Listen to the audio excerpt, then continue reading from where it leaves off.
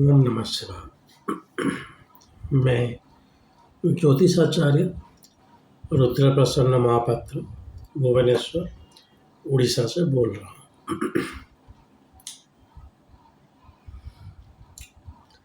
आज मैं आपको जो टॉपिक के बारे में बताने जा रहा हूँ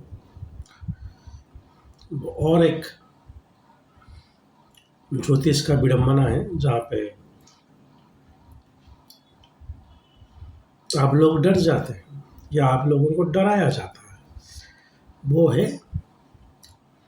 शनि साढ़े सती, ट्रिपल एस, 3S।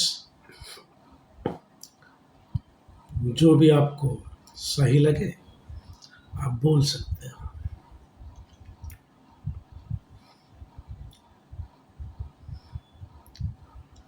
शनि साढ़े साती के तहत आपको ये सजा मिलता है कि तो फिर आप भयभीत हो जाते हैं।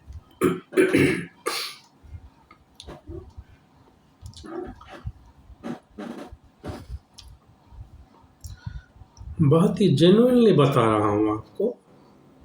शनि साढ़े साती जैसे कोई चीज ज्योतिष शास्त्र में नहीं है।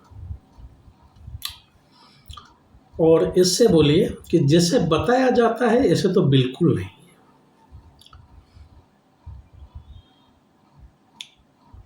क्या होता है शनि साढ़े साती? कुछ नहीं होता। क्यों शनि साढ़े साती? क्यों शनि का ढया? क्यों बृहस्पति का नहीं ले सकते क्या? बृहस्पति भी अच्छा हो गया। अगर शनि का गुलिक लेते हैं तो बृहस्पति का यमघंटक को क्यों छोड़ना? ये कुछ विडंबना हुई है हमारा ज्योतिष में, जो कि थोड़ा आगे नेगेटिव देखने लगता है किसकी ज्योतिष जी को। खराब हो गया कुंडली तो उपाय कीजिए। तो वो उपायाचार्य होते हैं। मैं पहले बोलता हूँ कि ज्योतिषाचार्य होना बहुत जरूरी है। उपाय तो चलिए ठीक है, पहले डॉक्टर बनिए उसके बाद मेडिसिन लिखिएगा। सो शनि साढ़े साती जैसे कोई चीज ज्योतिष शास्त्र में नहीं है, ना ही ढैया जैसा कोई चीज। क्या होता है इसका?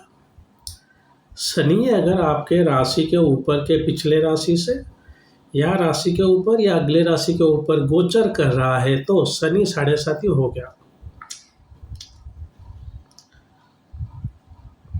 बोलते हुए मुझे शर्म आता है, हंसी भी आती है कि ऐसे ज्योतिष भी आजकल होती है। और मैं यूट्यूब में भी देखता हूँ शनि साढ़े साती। जो कोई भी बोलता है उसको आप फ्रॉड की तहत उसके अंदर केस फाइल कर सकते हैं। नहीं है काल सर्प अगर कोई बोल रहा है उसको बोलिए कहाँ पे लिखा गया है ज्योतिष शास्त्र। शनि साढ़े साती अगर कोई बोल रहा है उसको बोलिए कहाँ पे लिखा गया है। मुझे पता है ऐसे बोलने से बहुत सारे ज्योतिषाचार्य मेरे विरुद्ध हो जाएंगे, लेकिन वो ज्योतिषाचार्य नहीं है। मुझे खुशी भी है आज के दौर में कुछ ज्योतिषाचार्य ऐसे हैं जो कि ये सब सच्चाई को प्रमोट कर रहे हैं। ये हो ही नहीं सकता। किसी भी ग्रह अपने गोचर का फल नहीं दे सकता जब तक दशा नहीं है। बेसिक ज्योतिष है। आपको कभी घर बैठे बैठे फ्रैक्चर नहीं होगा। उसके लिए आपका ऊपर कोई अटक होना चाहिए तब जाके फ्रैक्चर होगा। आप बोलेंगे सर मैं घर में सो रहा था, सुबह उठा तो बॉडी फ्रैक्चर हो गया है, सब हड्डी टूट गया। इम्पॉसिबल, हो ही नहीं सकता। उसके लिए आपको जाना पड़ेगा, एक्सीडेंट करवाना पड़ेगा, उसके बाद फ्रैक्चर होगा।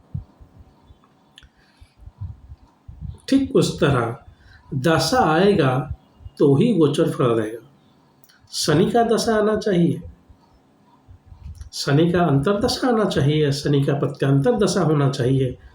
उसके ऊपर शनि का जो गोचर है वो फल देगा। सिर्फ साढ़े साती में ही क्यों, चंद्रमा से आप जो भी चीज़ का गोचर करेंगे अगर वो वेद नहीं हो रहा है, वेद हो भी रहा है और विपरीत वेद से कैंसल भी हो रहा है तो फल देगा। सिर्फ साढ़े साती ही क्यों, चंद्रमा से सप्तम शनि अच्छा है। किसके लिए? मकर लग्न लीजिए और मिथुन लग्न लीजिए, शनि उसके लिए बहुत अच्छा है तो अच्छा फल देगा ना, देना भी चाहिए। साढ़े साती में भी अगर हम देखेंगे तो द्वादश का शनि हो जा रहा है चंद्रमा, और द्वितीय का शनि हो जा रहा है, लेकिन लग्न का शनि तो अच्छा फल देगा ही देगा। चंद्रमा के ऊपर जो ढैया चल रहा है बहुत अच्छा फल देगा ना। द्वादश का शनि चलिए ठीक है, थोड़ा बहुत खराब फल दे सकता है, अगर उसका दशा चल रहा है तो वो भी अदर कंडीशन देखना पड़ेगा, उस भाव का स्वामी कैसा है, उस भाव का बल कितना है, वगैरह वगैरह बहुत सारे चीज। सो गोचर से कुछ भी फल नहीं मिलेगा, अगर मिलता है तो वो ज्योतिष नहीं है, शायद कुछ और होगा। ये बात भी बता रखता हूँ कि भृगु नाड़ी पद्धति के अनुसार कुछ ऐसे टेक्निक हैं जिसमें डायरेक्ट ट्रांजिट से प्रेडिक्ट किया जा सकता था पहले, अभी वो शास्त्र नहीं है मेरे पास। अभी जो ज्योतिष है वो प्रिंसिपल बस यही कह रहा है कि दशा उसके बाद ही गोचर, बिना दशा की गोचर फल देने लगेगा तो दशा हम नहीं देखेंगे। हम क्यों दशा देखेंगे, दशा कैलकुलेशन छोड़ दीजिए ना आप।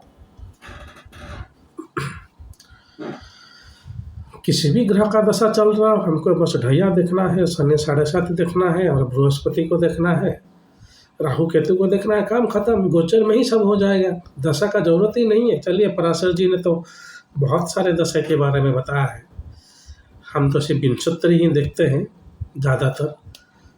इसे छोड़कर बहुत सारे दशा सिस्टम हैं, क्योंकि टाइमिंग ऑफ इवेंट बोलना इतना सरल नहीं है, और आप यहाँ पे गोचर से टाइमिंग ऑफ इवेंट बोलने चले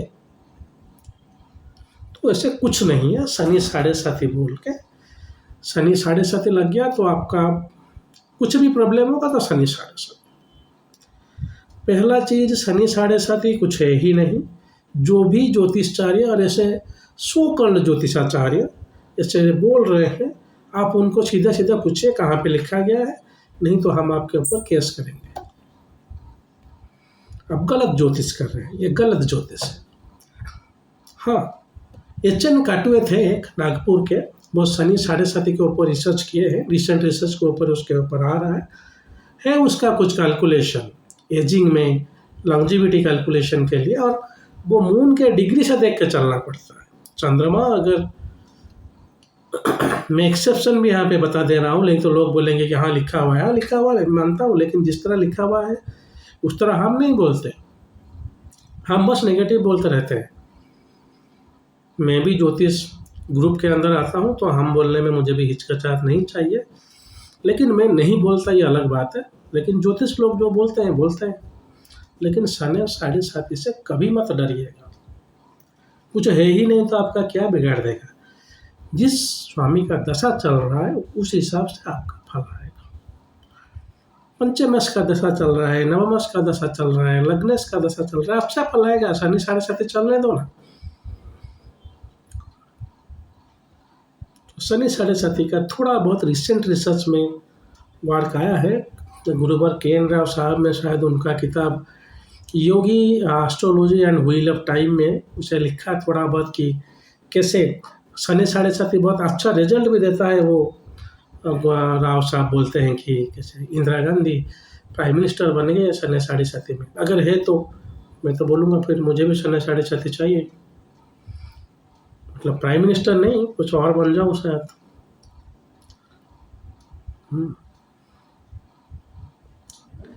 सो ये एक कमर्शियल एस्ट्रोलॉजी उनकी पॉकेट फिलअप करने के लिए एक है पैसे वाला चीज़।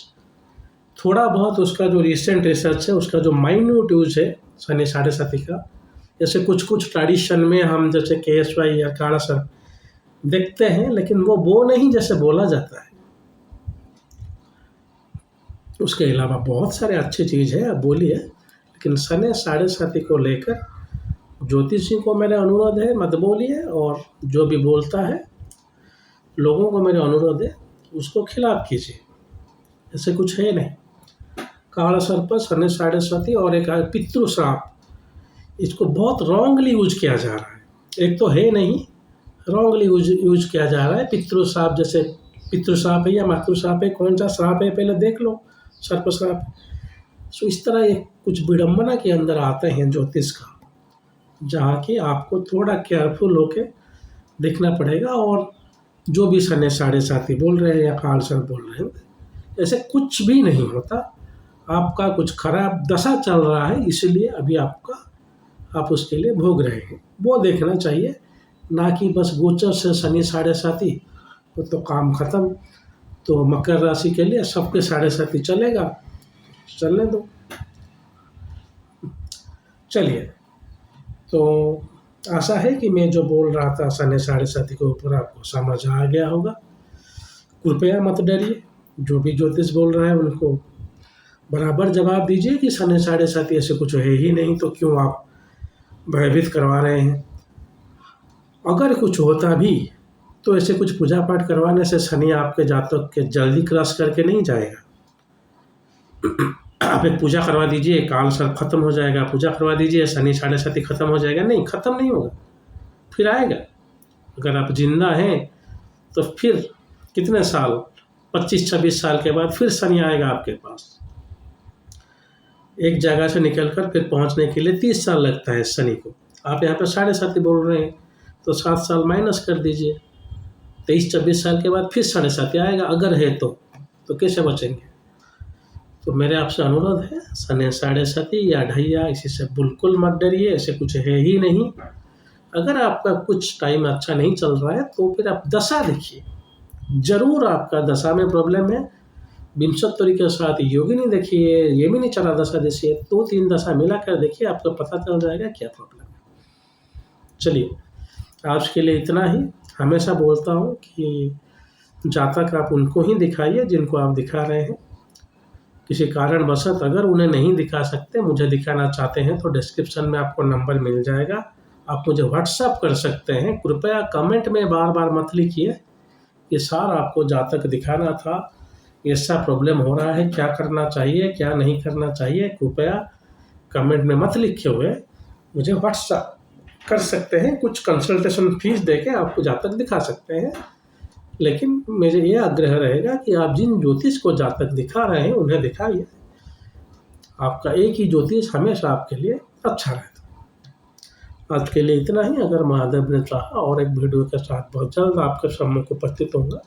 तब तक के लिए आज्ञा दीजिए। ओम नमः शिवाय।